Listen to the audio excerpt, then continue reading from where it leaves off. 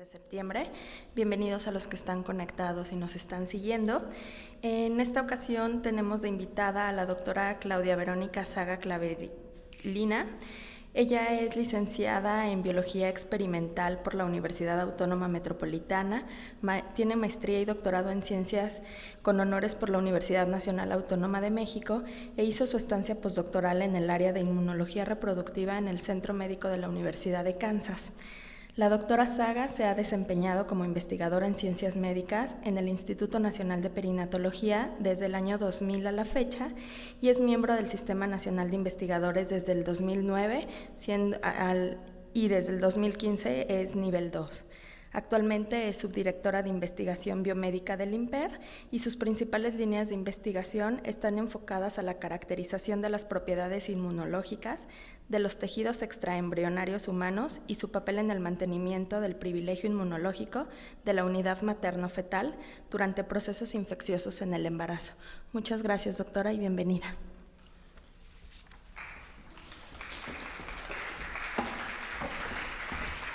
Gracias. Sí, muchas gracias. Gracias.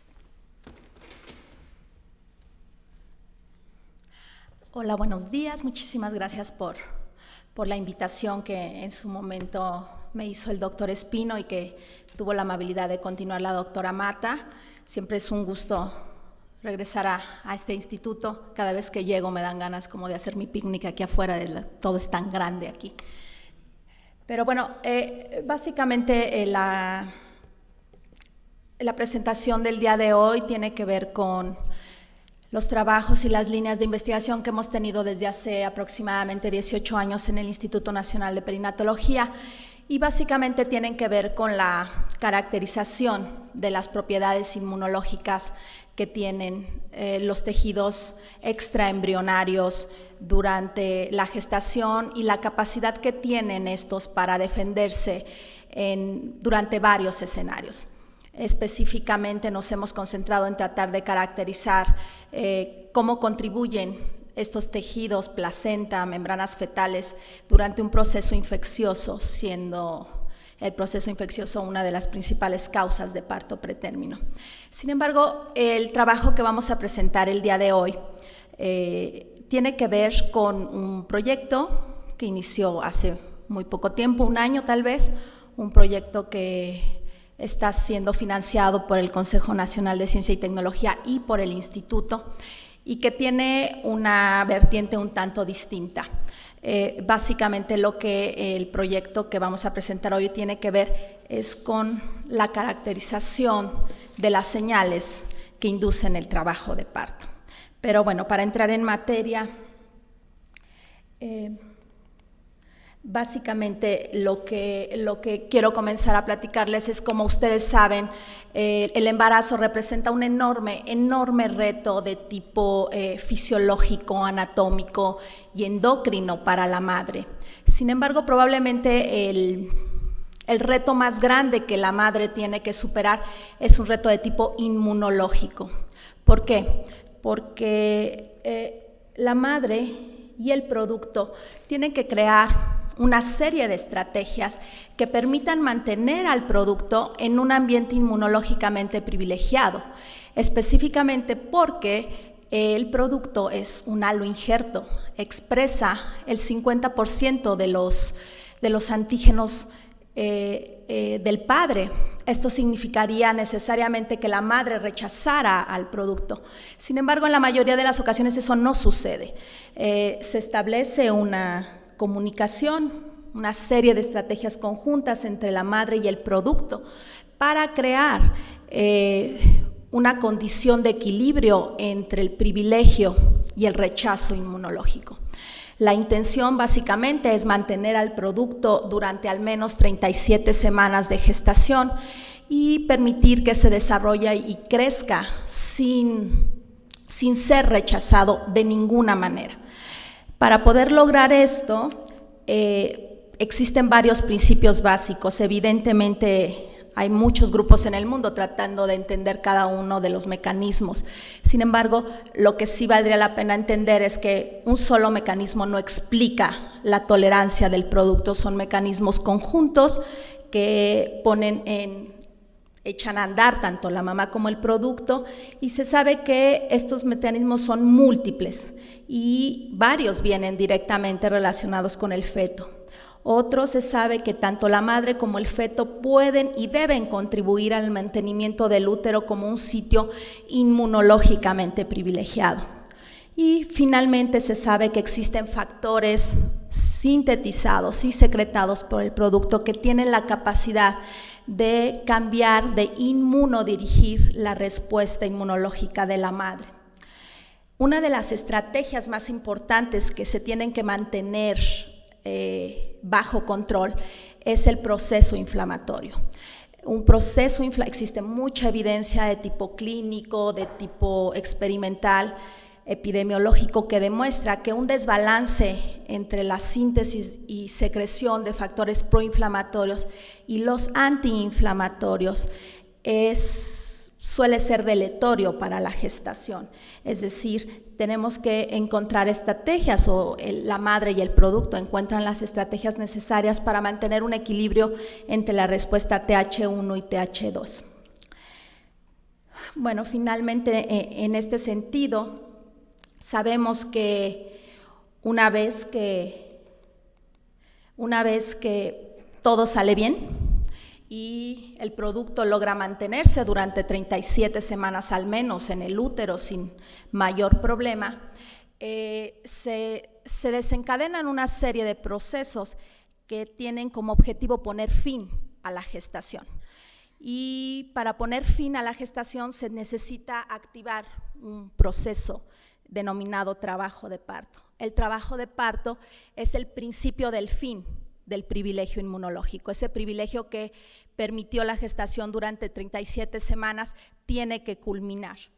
Y si bien no se sabe a ciencia cierta cómo inicia todo este proceso, hay cierta parte de las cascadas que ya se tienen bien establecidas.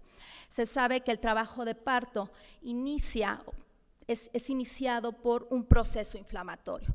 Una vez que el proceso inflamatorio encabezado por interleucina 1 beta, TNF-alfa y el IL-6 se comienzan a generar una serie de factores que permiten la síntesis y secreción de quimiotácticos. Estos quimiotácticos quimioatraen células profesionales del sistema inmune, y estas células profesionales llegan y vacían sus contenidos en la unidad fetoplacentaria y coadyuvan a enriquecer el proceso inflamatorio.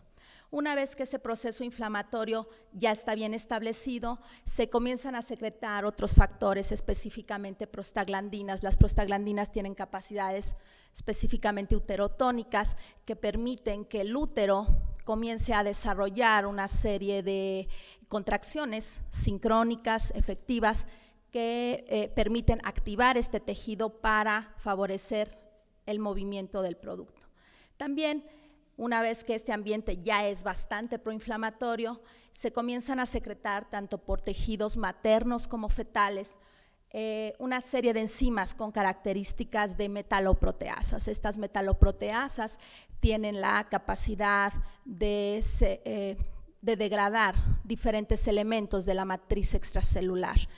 ¿Y por qué es importante? Bueno, porque los tejidos, tanto extraembrionarios como maternos, son extraordinariamente ricos en matriz extracelular y su estructura está directamente relacionada con su función. Así es que toda enzima que degrade toda esta matriz va a alterar irremediablemente la función de estos tejidos. MMP1 y MMP9 son dos enzimas claves en el inicio del trabajo de parto. Bueno, también se sabe que parte de la inflamación tiene la capacidad de generar un ambiente pro muerte celular. Esta muerte celular termina alterando la estructura, la arquitectura de estos tejidos, y junto con la degradación de matriz extracelular coadyuvan a finalizar la vida de los tejidos que solo fueron funcionales durante la gestación. Finalmente, toda esta cascada de moduladores tienen la intención de favorecer la contracción del miometrio, dilatar el cérvix y eventualmente, y en las etapas más avanzadas del trabajo de parto, inducir la ruptura de las membranas fetales, estas estructuras que contienen el líquido amniótico y que aíslan al producto a lo largo de toda la gestación. Y en este sentido, y si bien sabemos que existen factores inmunológicos, mecánicos y endocrinos que inducen esta señal, la señal que a su vez induce la inflamación es desconocida. No se sabe si es un proceso que ha estado detenido a lo largo de todo el tiempo o bien semanas antes del inicio del trabajo de parto se comienzan a encender o a apagar una serie de maquinarias que permitan que el balance TH1-TH2 se altere. Sin embargo, en este trabajo lo que nosotros proponemos es que si bien el trabajo de parto es un asunto bastante multifactorial, podría ser la prolactina un factor capaz de regular toda esta señal. ¿Por qué pensamos esto? Bueno, porque creemos que hay evidencia que lo sustenta. La prolactina es una hormona esteroidea, una hormona proteica secretada por la hipófisis anterior, tiene características de una inmunoneurohormona, es muy pequeñita, pesa 23 kilodaltones, y si bien hace, no sé, tal vez unos 90 años se creía que la prolactina era una hormona solo relacionada con la inducción de la lactancia, para 2015 probablemente ya se tenían perfectamente bien identificadas más de 300 funciones para esta hormona. Entre las funciones de esta hormona encontramos aquellas que tienen que ver con la lactancia, con la osmorregulación, con el metabolismo, con la angiogénesis, con el comportamiento, básicamente sexual, con procesos de carcinogénesis, con el transporte de electrolitos, con el desarrollo y regulación tegumentario y con la modulación inmunológica. Hay evidencias que indican que la prolactina tiene profundos efectos de tipo inmunológico. Ahora bien, desde el punto de vista de la reproducción y el embarazo, esta hormona ha sido identificada como factor clave en varios procesos. Incluimos el comportamiento sexual pro-reproductivo durante el proceso de la concepción, en la implantación, en la desidualización, en la organogénesis y en el crecimiento y maduración fetal. Sin embargo, la pregunta de este trabajo tiene que ver con el trabajo de parto. Si la prolactina tiene que ver con todo el proceso de la gestación, desde la concepción hasta el final de la gestación, ¿puede ser entonces un modulador que favorezca, detenga, controle, altere el trabajo de parto? No lo sabemos. Esa es justamente la pregunta que queremos responder. La prolactina básicamente y de manera muy general actúa a través de un receptor transmembranal que al unirse se dimeriza e induce toda la cascada JAK-STAT a través de autofosforilaciones e induce que… Gracias. E induce que STAT5 actúe como factor de transcripción e induzca se transloque al núcleo e induzca una serie de la expresión génica. No, yo sé que estoy en el Instituto Nacional que se encarga de analizar todo esto, no quiero meterme en esos terrenos, pero vaya, induce la expresión de varios genes que a su vez tienen que ver con la diferenciación celular, la proliferación, la producción de leche y la inducción de citocinas en todos estos procesos. Si bien la prolactina de manera general es producida por la hipófisis anterior, existen también una serie de tejidos extrahipofisiarios que se ha demostrado tienen la capacidad de producir prolactina. Específicamente sabemos que la piel la produce, los ganglios linfáticos la producen, el timo, la mama y la médula ósea. Sin embargo, durante el proceso de la gestación, la principal fuente de prolactina no es la hipófisis, es la decidua.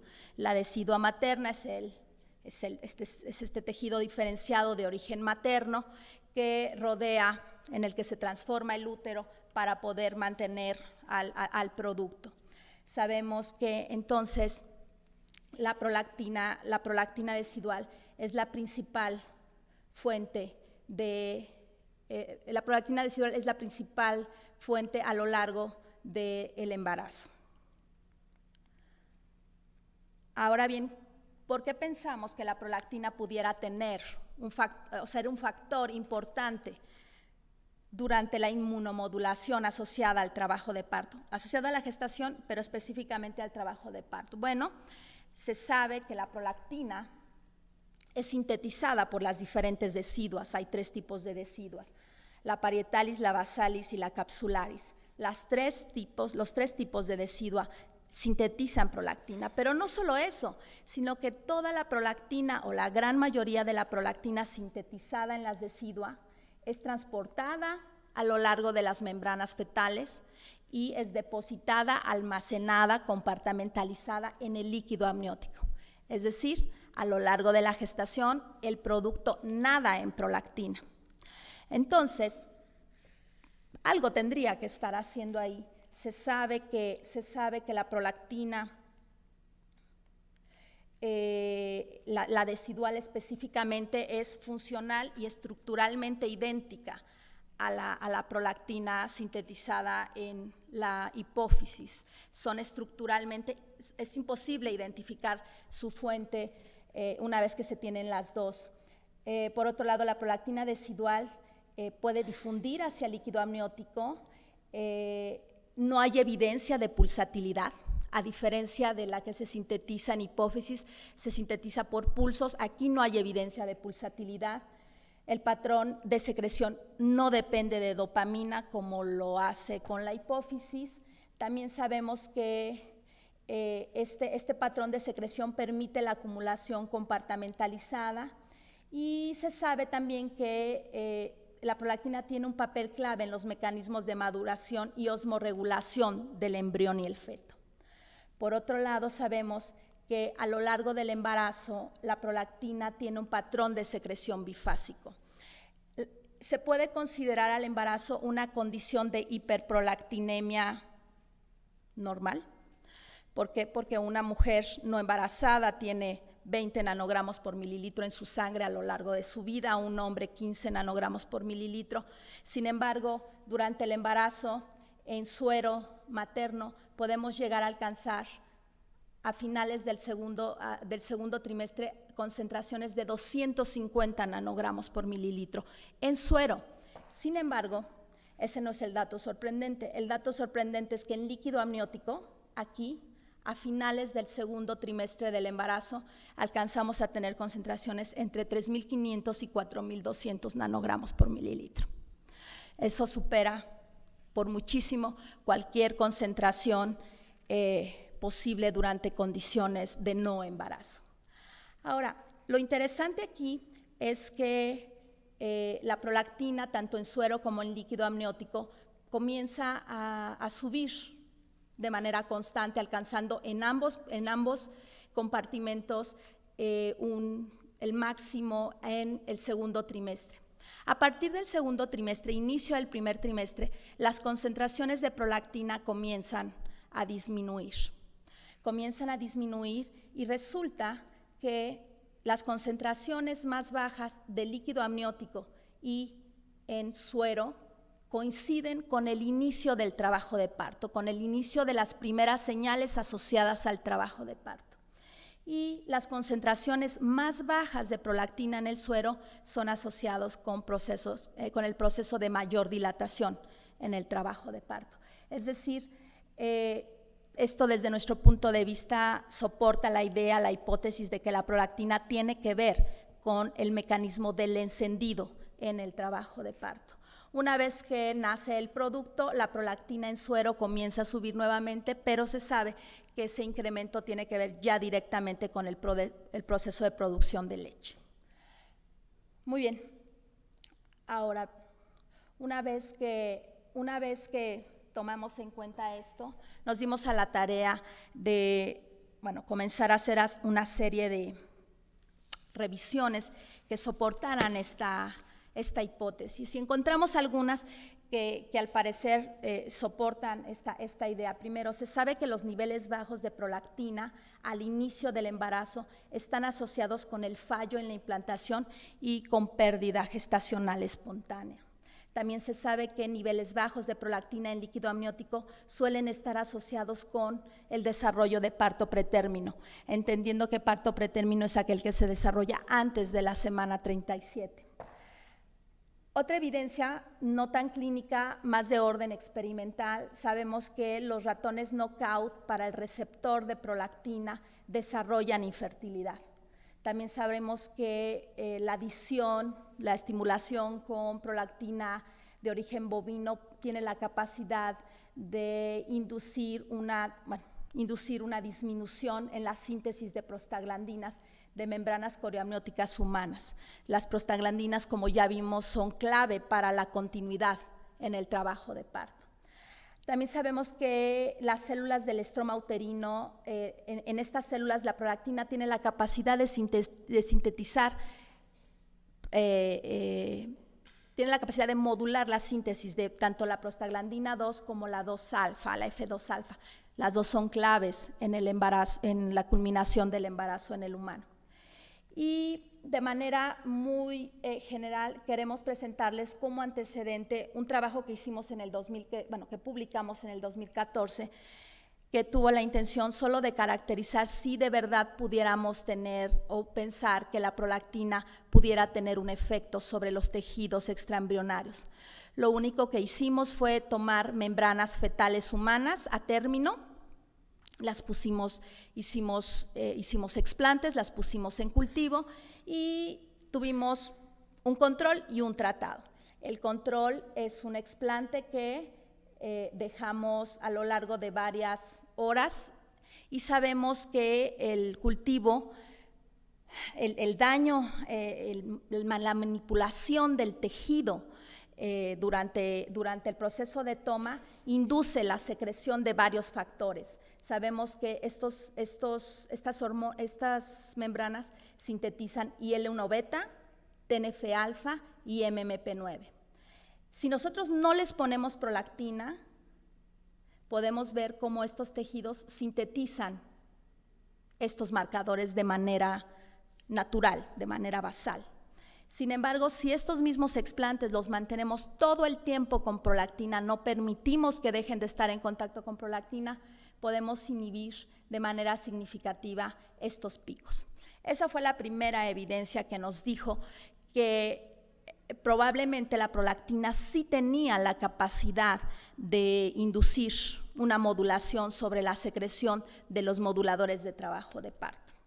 Bueno, tomando esta idea y tomando en cuenta que sabemos que tenemos otras evidencias de que la prolactina tiene la capacidad de inhibir la apoptosis en células de linfoma, que altas concentraciones de prolactina pueden inhibir la activación proinflamatoria de los linfocitos T y B, y sabiendo que la prolactina es capaz de inhibir la muerte e inducir la modulación de varios factores como IL-12, IL-1 beta, IL-6 y TNF-alfa, decidimos proponer un proyecto a CONACYT y básicamente lo que nosotros les comentamos fue que nosotros creíamos que la estimulación de los tejidos de origen materno y fetal con prolactina podría inhibir la síntesis de estos marcadores. Y básicamente nuestro objetivo fue demostrar que la estimulación selectiva de 3 tejidos podía demostrar que la prolactina puede ser un factor importante. ¿Por qué? ¿Qué es lo que en general propusimos? Esta es la propuesta muy general hecha a CONACYT y al Instituto de Perinatología. Propusimos usar 3 tejidos: las membranas fetales, la placenta y la sangre placentaria y la sangre materna. La propuesta es que en un cultivo de explantes de estos dos tejidos, estimular la prolactina estimular estos tejidos con diferentes concentraciones presentes, fisiológicas durante el embarazo, y hacer lo mismo con células de sangre placentaria y sangre materna. Y lo que se propuso de manera muy general es tratar de caracterizar a nivel proteico si estas coincubaciones podían favorecer o inmunomodular la expresión de todos estos marcadores de inflamación, marcadores de quimiotaxis, marcadores de factores uterotónicos, de degradación de matriz extracelular y de muerte celular. Sin embargo, si bien lo propusimos para tres tejidos, los datos que les traemos hoy tienen que ver solamente con membranas fetales. Las membranas fetales son este tejido que rodea la cavidad amniótica, que contiene al líquido amniótico, que aísla el producto, son una continuidad de la placenta. Estructuralmente son únicos, de vida finita, la misma vida que tenga la placenta, y de manera muy general están divididos en dos capas principales de origen fetal. La primera es el epitelio amniótico, un epitelio sencillo, ciliado, altamente metabólicamente con actividad muy alta, que descansa sobre una membrana basal rica en colágena tipo 4, que a su vez descansa sobre una región compacta rica en varios tipos de colágena tipo 1, colágena tipo 4, que forman una red junto con otras proteínas de tipo no colagénico, y que es muy rica en matriz extracelular, pero esta matriz es enriquecida por fibroblastos. Todos estos fibroblastos producen toda esta colágena que le da un sostén y que permite, toda esta región absorbe todo el estrés físico, todo el estrés mecánico que el bebé produce. El bebé, cada vez que se mueve, empuja estas membranas, y estas membranas tienen la capacidad de ser elásticas, de desplazarse la una sobre la otra para poder soportar este estrés mecánico. Ahora, una vez que esta matriz extracelular está en esta región, esta a su vez protege o continúa a la región del corion. La región del corion, eso es una zona altamente enriquecida con trofoblastos de origen extravelloso que viajaron desde la placenta hasta estas estructuras, y esta región de trofoblastos está interdigitada, está embebida en una matriz extracelular rica en los mismos elementos de matriz extracelular, pero tiene la peculiaridad de interdigitarse con la decidua materna. Entonces, esta región se llama coriodecidua y esta región es la amniótica. Es una barrera selectiva, pero no solamente es una barrera física, es una barrera inmunológica, es la última barrera que un patógeno tiene que librar antes de alcanzar el líquido amniótico. Una vez que un patógeno invade el útero, la única manera que el producto tiene de defenderse de esa infección es la membrana fetal. Pero además, a través de esta membrana hay todo un intercambio de básicamente todo, de agua, de sales, de metabolitos, de absolutamente todo. Y es una barrera selectiva que permite al bebé tener un ambiente privilegiado. Bueno, ¿por qué son importantes las membranas? Porque, como les expliqué en el trabajo de parto, al finalizar el trabajo de parto, estas membranas se tienen que romper para permitir que el producto salga. Entonces, la activación y los cambios que esta membrana tenga son claves durante el trabajo de parto. Por lo tanto, lo que nosotros hicimos fue, esto sucedió hace ya bastantes años, diseñamos un modelo en el que tomamos las membranas fetales íntegras de pacientes sin trabajo de parto que fueron programadas para una cesárea iterativa. Iterativa indica básicamente que hay una indicación porque ya hay otra cesárea previa, porque el producto es muy grande, porque el producto no viene en una posición adecuada. Hay varias indicaciones para una cesárea. Entonces, lo que hicimos fue diseñar un modelo en el que tomamos las membranas y las montamos en un sistema de Transwell. Este sistema de Transwell permite que una vez que la membrana es montada con una liga, esta membrana sigue teniendo las funciones que tenía antes, que era la de separar dos compartimentos. Entonces, lo que hicimos fue que en el lado, una vez montada la membrana, la cara coriodecidual, es decir, esta, queda de este lado, y la membrana o la cara amniótica, la que daba al bebé, queda en el compartimento de abajo.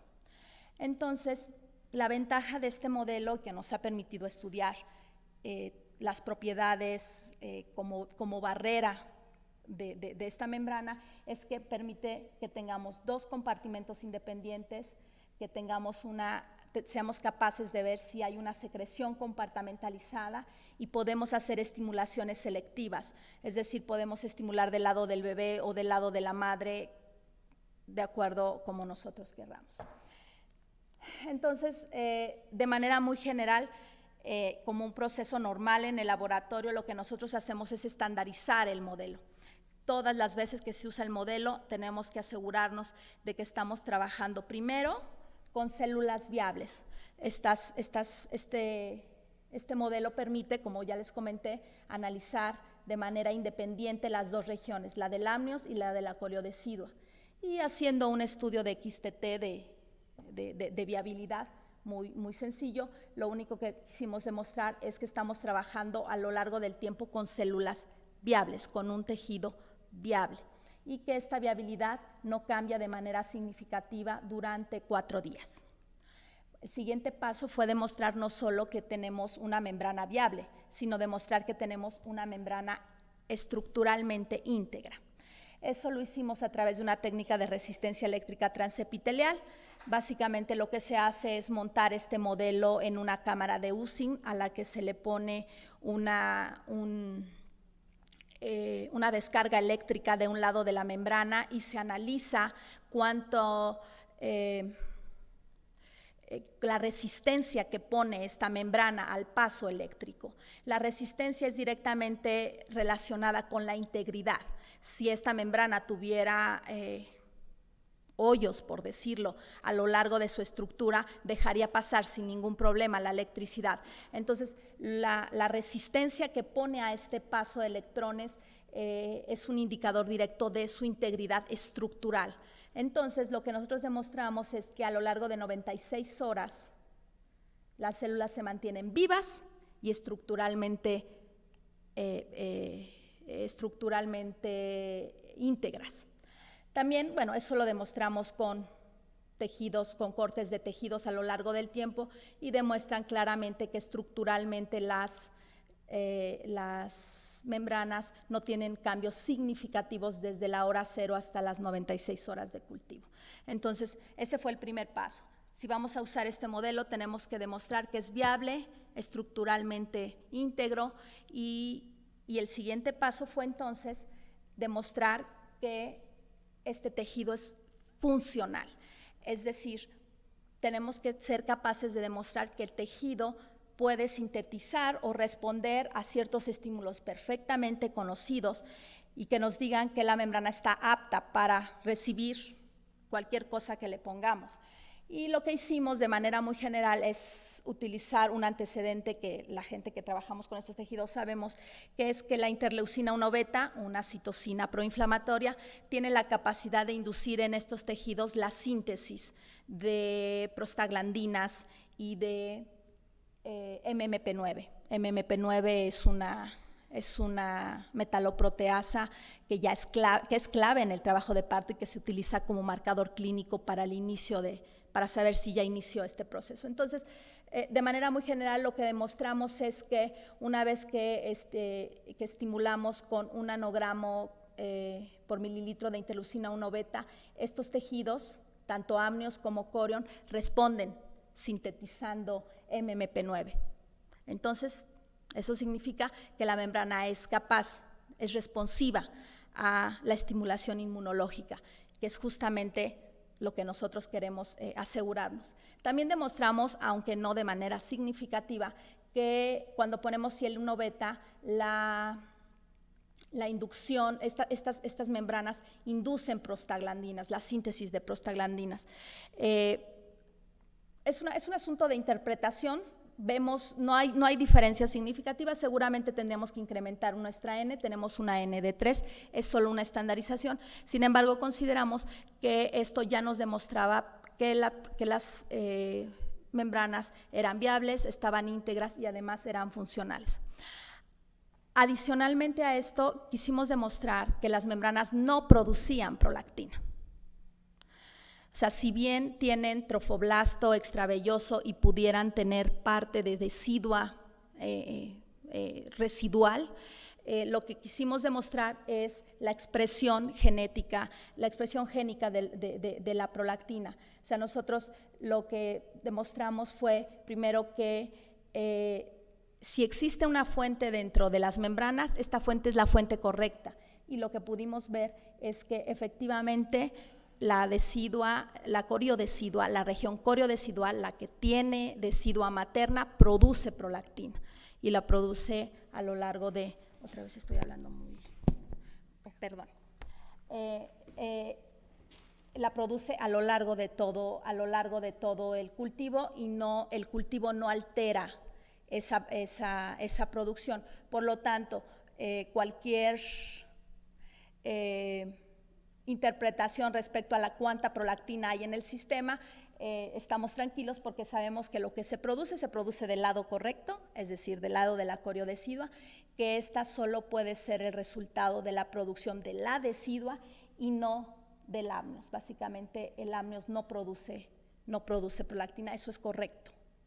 Entonces, bueno, ya para entrar a un detalle más, con la intención de, si nosotros lo que queremos demostrar es que la prolactina tiene la capacidad de inmunomodular la expresión de moduladores proinflamatorios, de marcadores proinflamatorios, entonces teníamos que encontrar un mecanismo de para inflamar esas membranas. Tendríamos que inflamarlas para eventualmente desinflamarlas. Entonces, lo que hicimos fue hacer unos ensayos, dosis-respuesta, para saber cuánto LPS necesitábamos para inflamar esas membranas. Entonces, utilizamos 3 marcadores, IL-6, IL-1 beta y TNF-alfa, y sometimos los explantes a diferentes dosis de LPS y pudimos demostrar que concentraciones desde 100 nanogramos por mililitro son capaces de inducir un proceso inflamatorio significativo. Sin embargo, en cada uno de los marcadores fue distinto. Aquí 28 bastó, 130 y tantos bastaron para inducir el 1 beta, pero necesitamos 500 nanogramos para inducir TNF-alfa. Entonces, esto nos obligó a decidir utilizar 500 nanogramos por mililitro de LPS para asegurarnos inducir todos los factores proinflamatorios que nosotros queremos medir.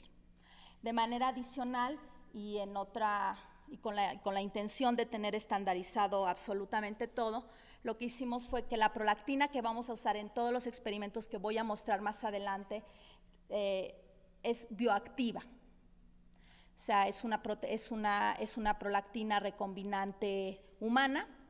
Sin embargo, para demostrar no solo que es homóloga a la prolactina humana, tiene que ser bioactiva.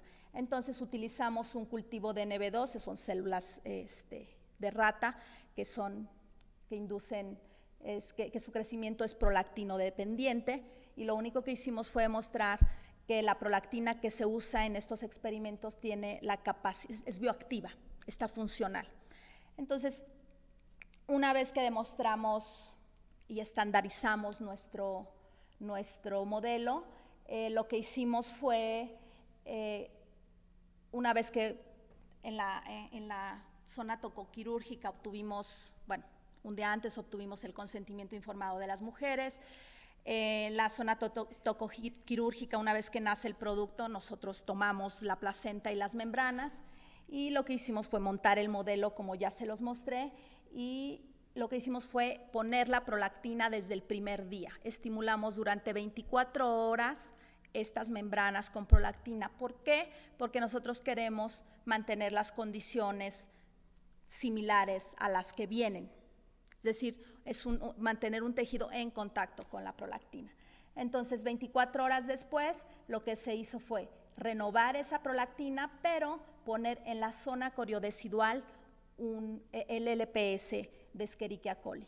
Lo que hacemos aquí es reproducir un proceso inflamatorio que es perfectamente posible durante la gestación. Entonces, una vez que inducimos una inflamación coriodecidual, lo que hicimos fue coestimular, bueno, esta es coestimulación con el LPS, es con 250, 500 mil y 4,000 nanogramos por mililitro de prolactina.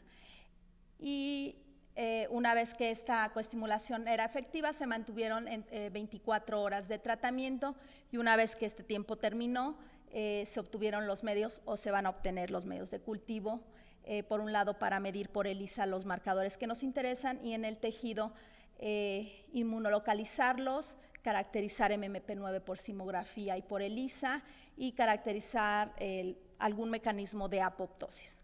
Los resultados que vamos a presentar hoy son muy preliminares, aún no tenemos todo avanzado, pero la parte que nosotros teníamos comprometidas de estandarización la hemos concluido.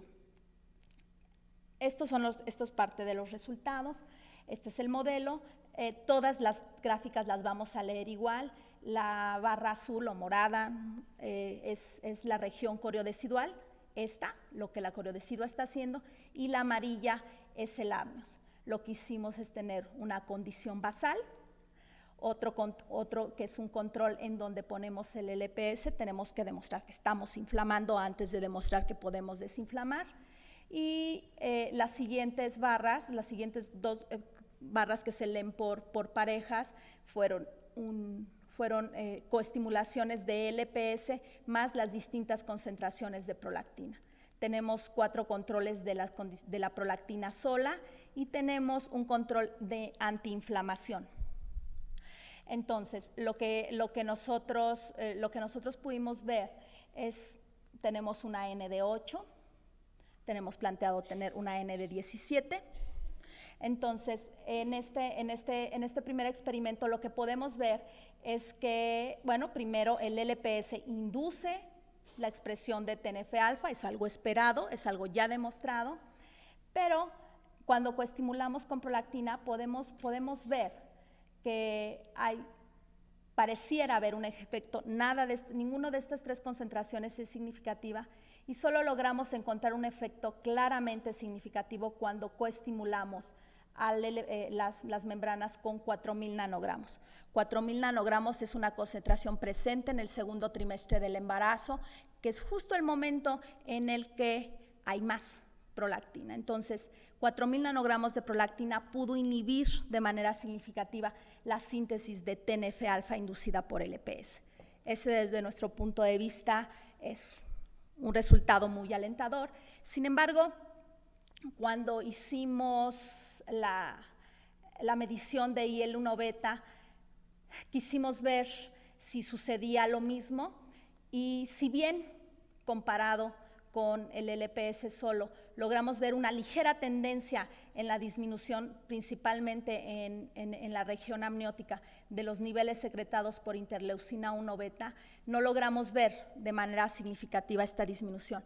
Esto puede tener que ver, no lo sabemos, por supuesto, no podemos concluir aún muchas cosas derivadas de estos resultados, que probablemente hay vías de inflamación distintas.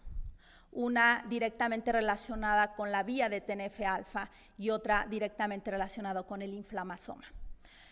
Probablemente prolactina no puede hacer nada por ahí, pero no podemos concluir aún nada. Solamente sabemos que 4,000 nanogramos por mililitro de prolactina inhibe TNF-alfa. Ese per se es un resultado, desde nuestro punto de vista, muy alentador.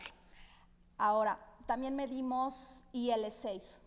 IL-6 sucede más o menos lo mismo. Aquí no encontramos nuevamente significancia, pero la tendencia desde nuestro punto de vista es clara. Este es un basal Esta es la inducción de la síntesis de IL-6 con el EPS, y la coestimulación con prolactina, sobre todo la de 4000 nanogramos, logra regresar los niveles de IL-6 casi a lo basal. Sin embargo, no encontramos significancia, solo una tendencia. Aquí parte de la explicación que nosotros tenemos está relacionada con la variabilidad. O sea, podemos encontrar una enorme variabilidad entre cada paciente, independientemente de que cumplan con todos nuestros criterios de inclusión. Y eso obviamente, y en nuestra experiencia, nos indica que tenemos que incrementar nuestra N. Sin embargo, los resultados nos parecen que vamos por el camino correcto. No significa que toda la vía de inflamación pueda ser inhibida, tal vez solo una parte. Ahora, si tomamos en cuenta que TNF-alfa es una de las citocinas más inmunotóxicas que existen, mucho más que IL-1 beta, mucho más que IL-6, entonces tal vez esa sea una de las razones por las cuales los niveles de prolactina se mantienen tan altos a lo largo de la gestación. Finalmente, y el último resultado que les vamos a presentar es qué hace la prolactina ante la expresión de MMP9. MMP9 degrada la matriz extracelular de todos los tejidos maternos y fetales durante el embarazo. Bueno, básicamente no logramos ver nuevamente nada de manera significativa, logramos ver que la estimulación con el EPS induce MMP9, eso lo sabemos, por eso es un control. Pero esta metaloproteasa es inducida no directamente por el LPS, es inducida por la inflamación. Y el 1 beta, TNF-alfa y IL-6 suman sus esfuerzos para inducir esta MMP9. Entonces, tal vez, no lo sabemos, a la prolactina le cueste más trabajo inhibir un factor que está por debajo del proceso inflamatorio. Y a pesar de eso logramos ver cierta tendencia a disminuir los niveles comparados con lo que sucede en el EPS. Entonces, esta es parte de los resultados preliminares que tenemos. ¿Qué podemos concluir? Aún no podemos concluir nada. Me mantengo en estas 3 etapas varias veces al día, tratando de entender qué pasa. No me preocupo tanto porque estamos en el primer año de un proyecto de 3 años. Esta es solamente parte de los resultados que se tienen del proyecto. Es solo un tejido. Tenemos resultados ya en placenta iniciales, muy iniciales, y en células mononucleares de sangre periférica. Sin embargo, creemos que estamos en el camino correcto, creemos que la prolactina tiene la capacidad de inmunomodular los tejidos que está bañando a lo largo de toda la gestación, y espero que en algún tiempo, un año al menos, pueda yo ya tener, o podamos todo el grupo tener la oportunidad de platicarles algo más respecto a los resultados. Pues sería todo, estoy abierta a sus comentarios.